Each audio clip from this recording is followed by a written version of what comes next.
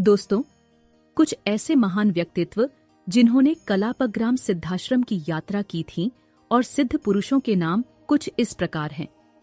पंडित श्रीराम शर्मा आचार्य, स्वामी सत्यानंद जी, विश्वोधानंद परमहंस, श्रील प्रभुपाद जी। तो आखिर इन सब ने इस सिद्धाश्रम के भीतर क्या क्या देखा, किन किन पौराणिक लोगों से मुलाकात की, सब कुछ आज के इस वीडियो में जानेंगे। उससे पहले कृपया कर हमारा चैनल सब्सक्राइब करें और वीडियो को लाइक जरूर करें और वीडियो को शेयर करना न भूलें। तो चलिए कलापग्राम सिद्धाश्रम के भाग 2 की शुरुआत करते हैं। पंडित श्रीराम शर्मा आचार्य, जो कि अखिल विश्व गायत्री परिवार के संस्थापक थे। आचार्य जी ने अपनी हिमालय यात्रा के अलौकिक प्रसंगों को अपनी आत्मकथा में दर्शाया है। आत्मकथा के हिमालय खंड जैसे चेतना के शिखर यात्रा में कलापग्राम की यात्रा का वर्णन किया है। 1958 में हुई उनकी हिमालय यात्रा के दौरान उन्हें गुरुदेव की प्रेरणा से एक योगी मार्गदर्शक के साथ उत्तराखंड के कलापग्राम तक यात्रा करने का अवसर मिला था। आचार्य जी बताते हैं कि जैसे ही उन्होंने इस गांव की सीमा में प्रवेश किया, दिन की रोशनी के बावजूद एक तीव्र स्वर्णिम प्रकाश चारों ओर फैला हुआ था। ऐसा लग रहा था मानो किसी दिव्य स्वर्ण नगरी में उन्होंने प्रवेश किया हो। चारों ओर गुलाब के फूलों की मंद मंद सुगंध फैली हुई थी। वहां का वातावरण सुरम्य उपवन जैसा दिखाई दे रहा था। उन्होंने वहां अनेक साधकों, तपस्वियों को भी देखा, जिनके शरीर समर्थ और मुख तेजस्वी थे, चाहे वे किसी भी आयु के हों। आचार्य जी आगे बतलाते हैं कि गांव में लगभग 35 से 40 कुटियां थीं, जिनमें साधक रह रहे थे। कई स्थानों पर यज्ञ हवन के कार्यक्रम हो रहे थे। आचार्य जी ऐसे अलौकिक वातावरण में अत्यंत आनंदित हो रहे थे। वे ऐसी सुंदरता को निहारते हुए वहां पर भ्रमण कर रहे थे।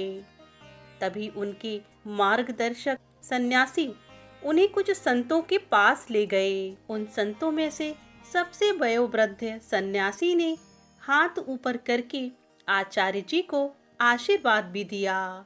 इन सन्यासी ने उन्हें अपना परिचय संत सत्यानंद के रूप में दिया। संत सत्यानंद ने आचार्य जी से वार्ता की और अपने अनुभव भी साझे किए। उन्होंने बताया कि वे गत 60 वर्षों से इसी कलापग्राम में तपस्या कर रहे हैं।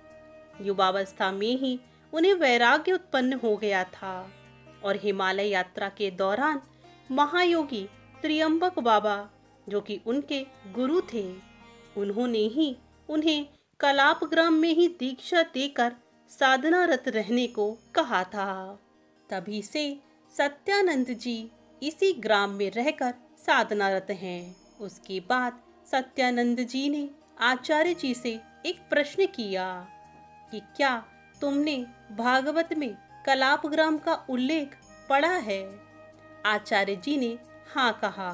तभी विस्तार से सत्यानंद जी ने उन्हें बताया कि भागवत के 10वें स्कंद में नारद आदि ऋषियों के इस स्थान पर आने और सृष्टि संबंधी विचार विमर्श गोष्ठी का वर्णन मिलता है।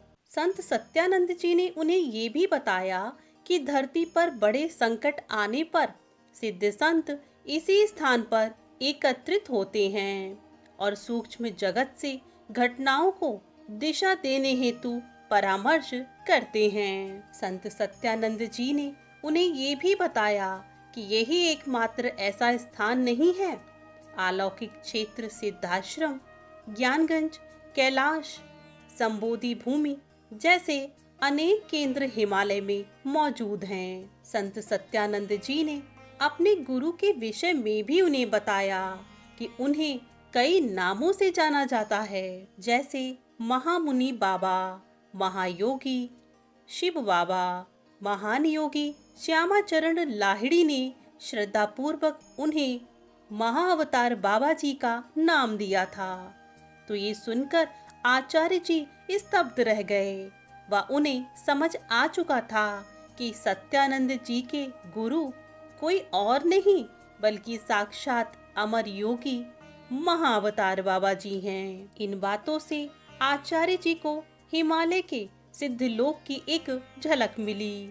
आचार्य जी के इस वर्णन को उनके शिष्यों एवं अनुयायियों द्वारा अत्यंत विश्वसनीय माना जाता है, क्योंकि वे स्वयं एक प्रतिष्ठित ऋषि तुल्य संत थे। उनके अतिरिक्त भी कुछ अन्य योगियों के कलापग्राम के वास्तव में होने के संदर्भ मिलते हैं, जिन्होंने ज्ञानगंज संबंधी अनुभवों का वर्णन किया है। उदाहरण के लिए बंगाल के सिद्ध योगी परमहंस स्वामी विशुद्धानंद जी, जिन्हें गंध बाबा के नाम से भी जाना जाता है। गंध बाबा ने युवावस्था में ही तिब्बत स्थित एक गुप्त आश्रम में दीक्षा ली थी, जिसे ज्ञानगंज कहा जाता है। उन्होंने अनेक दिव्य विद्याएं व सिद्धियां प्राप्त कर भारत में काफी चमत्कार इत्यादि भी किए थे।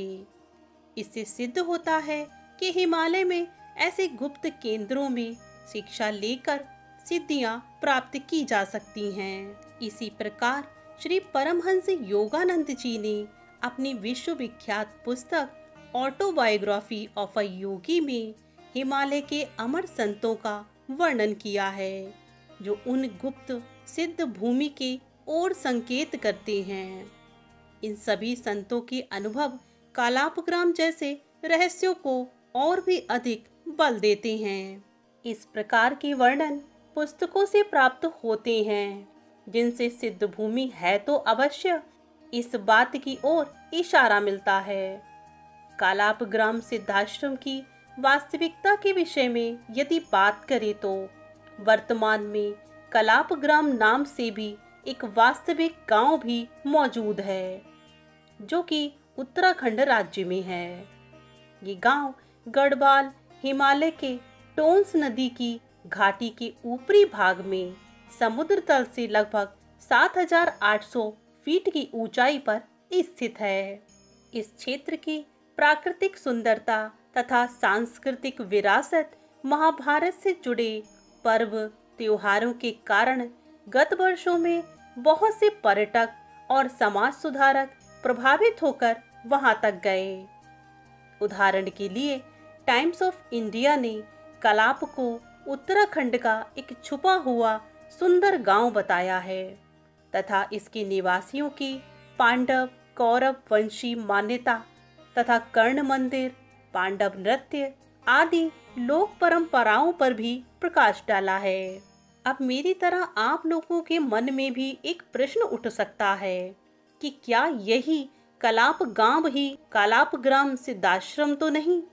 तो उत्तर है नहीं, क्योंकि योगियों व संतों ने जिस दिव्य आश्रम का वर्णन किया है वह इस भौतिक गांव से परे स्थित एक सूक्ष्म आयाम है। या फिर ये भी हो सकता है कि ये भौतिक गांव उस कालापग्राम के निकट स्थित हो, जहां सामान्य मनुष्य तो पहुंच सकता है, परंतु अदृश्य सिद्धाश्रम इससे परे किसी अभौतिक लोक में स्थित होगा।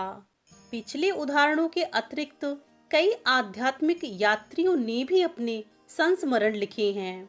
उनमें दिव्य स्थानों का वर्णन तो मिलता है, परंतु प्रत्यक्ष रूप से वहां का नाम या भौगोलिक स्थिति अंकित नहीं होती है। ब्रह्मांड पुराण व विष्णु पुराण के अनुवादकों के अनुसार कालापग्राम वास्तव में बद्रीनाथ के समीप एक वन ग्राम है, जहां पर मरु देवपी ने तपस्या की थी।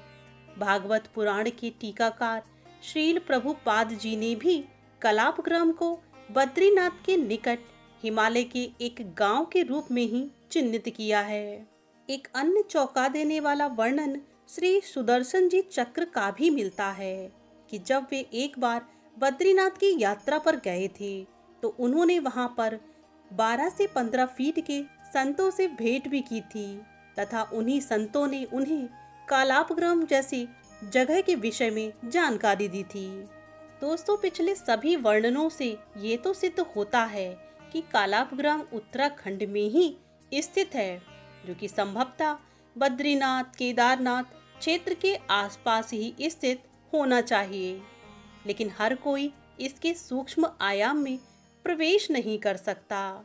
ये केवल सिद्ध संतों को ही दिखाई देता है। जितने भी विवरण हमने देखे या उन लोगों ने इस स्थान को देखा, तो केवल अपनी दिव्य दृष्टि तथा गुरु कृपा से ही ऐसा संभव हो सका। वहीं अगर विज्ञान या विज्ञान के मानने वालों की बात करें, तो उनके लिए आज भी ये रहस्यमय स्थान एक पहेली बना हुआ है। विज्ञान भी इस सिद्धाश्रम के रहस्यों को अभी तक उजागर नहीं कर पाया है। उदाहरणार्थ, अभी तक ऐसे दिव्य गुप्त स्थान का कोई भी मानचित्र किसी भी जगह उपलब्ध नहीं हो सका, क्योंकि ये स्थान विज्ञान की पहुंच से परे तथा आध्यात्म व श्रद्धा का विषय है। तो दोस्तों, अंत में हम इस निष्कर्ष पर पहुंचते हैं कि कालापग्राम सिद्धाश्रम भारतीय आध्यात्मिक परंपरा का एक रहस्यमयी अध्याय है, जो कि धर्म ग्रंथों, लोक कथाओं, संतों के वर्णन, साहित्य तथा आध्यात्मिक यात्रियों के माध्यम से आज भी जीवंत विषय है। तथा ये रहस्यमय स्थान इस बात को सिद्ध करता है कि इंसानी लोगों के जगत से भिन्न कोई दिव्य जगत मौजूद है, जहां उच्च शक्तियां मानव के कल्याण व मार्गदर्शन हेतु सदैव कार्यरत हैं। विज्ञान के मानने वाले लोगों को भले ही इस कालापग्राम का अस्तित्व समझ में न आए, परंतु आध्यात्म प्रेमियों के लिए ये कितना वास्तविक विषय है, ये केवल वही जानते हैं।